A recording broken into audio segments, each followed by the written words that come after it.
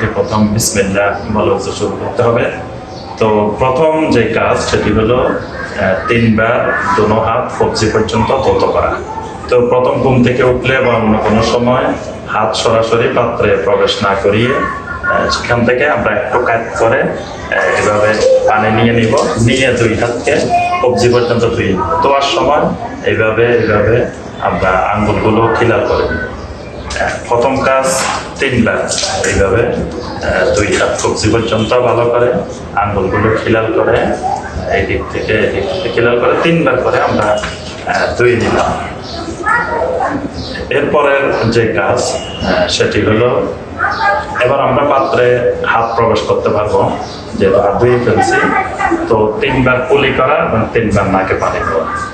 এখানে আহলুল ইলমদের একটু একতলাফ রয়েছে, কারো মতে যে কুলি এবং নাকে পানি উভয়টা একসাথে পানি নিয়ে দেওয়া যাবে, এবং এটাই সহিহ আল বুখারী সহিহ মুসলিমের হাদিসে আসছে।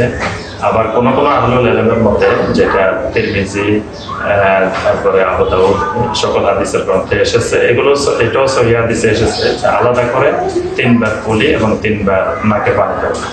তো আমরা পানি নিয়ে কুলি করবো 3 বার।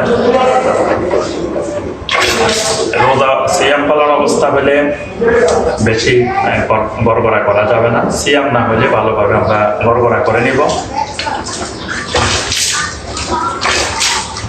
3 বার নাকে ডান হাত দিয়ে পানি নিয়ে, সিয়াম না হলে আমরা টেনে ভিতরের দিকে নিব, আর সিয়াম হলে বেশি ভিতরের দিকে টানবো না, নর্মাল দিয়ে পরিষ্কার করে নিব, বা হাত দিয়ে পরিষ্কার করে নিব।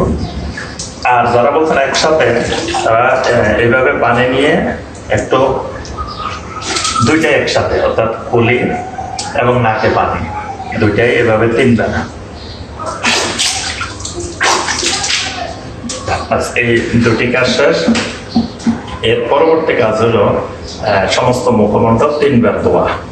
তো আমরা এরপরে পানি দিয়ে সমস্ত মুখ 3 বার, একেবারে চুলের গোড়া থেকে শুরু করে কানের লতি নিচ থেকে শুরু করে পুরো মুখমণ্ডল এভাবে 3 বার ভালো করে ধুয়ে নেওয়া। 3 বার ধোয়ার পরে আরেকবার নিচের থেকে পানি নিক্ষেপ করে দাড়ির মধ্যে, দাড়িগুলো খিলাল করে নেওয়া। এভাবে পানি দিয়ে এভাবে দাড়িগুলোকে ভালো করে খিলাল করে নেওয়া। এর পরবর্তী কাজ 2 হাত কনুই পর্যন্ত 3 বার ধৌত করা। এভাবে প্রথমে ডান হাত, তারপরে বাম হাত,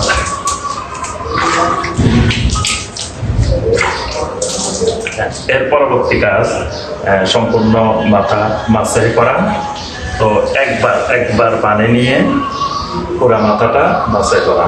প্রথমে এইভাবে চুলের গোড়া থেকে শুরু করে পেছনের দিকে নিয়ে একেবারে পিছনে যে পর্যন্ত চুল আছে ওই পর্যন্ত, আবার এটাকে পিছনের দিক থেকে সামনে নিয়ে আসা। বাস মাথার উপরের অংশ মাসে হয়ে গেল। শাহাদাত আঙ্গুল দিয়ে একসাথে এখানে ভিতরের যে যতগুলো বাজ আছে সবগুলো বাজে একসাথে এগুলো মাসে করে দেওয়া। আর বৃদ্ধাঙ্গুলি দিয়ে কানের উপরে একসাথে কানের উপরে অংশকে মাসে করে দেওয়া। এখানে কোনো আহলুল ইলম বলছেন যে কান মাসে করার জন্য আলাদা পানি নেওয়া, তবে অধিকাংশ আহলুল ইলমদের মত হলো কান মাসে করার জন্য আলাদা পানি নেওয়া দরকার নেই। একবার পানি নিয়ে মাথা মাসে এবং কান মাসে করে দিবে। এর পরবর্তী কাজ আমাদের পা ধৌত করা। 2 বার একেবারে গোড়ালি পর্যন্ত সুন্দর করে ধোয়া।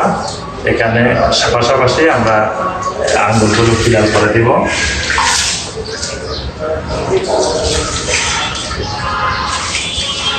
এরই মাধ্যমে আমাদের ওযু শেষ। তো এরপরে আরেকটি সুন্নাহ আছে, সেটি হলো যে বাম হাতে একটু পানি নিয়ে, বাম হাতে সামান্য পানি, বেশি না, পানি নিয়ে যে লজ্জাস্থান বরাবর একটু ছিটা দেওয়া। এটা জিবরিল আলাইহিস সালাম নবী সাল্লাল্লাহু আলাইহি ওয়াসাল্লাম শিখিয়েছেন। বিশেষ করে কেউ ওযুর আগে যদি প্রস্রাব করে ওযু করতে আসেন, তাহলে এই কাজটা করবেন, এটা সুন্নাহ। এর দ্বারা যে প্রস্রাবের কিছু অংশ লেগেছে বা কিছু হয়েছে এই সন্দেহগুলো পরিপূর্ণরূপে দূরীভূত হয়ে যায়। এরপরে কয়েকটি দোয়া আছে ওজোর পরে, এই দোয়াগুলো পড়া সুন্নাহ। আশহাদু আল্লা ইলাহা ইল্লাল্লাহু ওয়াহদাহু লা শারীকা লাহু ওয়া আশহাদু আন্না মুহাম্মাদান আবদুহু ওয়া রাসূলুহু। আল্লাহুম্মা ইজআলনি মিনাত তাওয়াবিন ওয়াজআলনি মিনাল মুতাতাহহিরিন। সুবহানাকা আল্লাহুম্মা ওয়া বিহামদিকা আশহাদু আল্লা ইলাহা ইল্লা আনতা আস্তাগফিরুকা ওয়া আতুবু ইলাইক।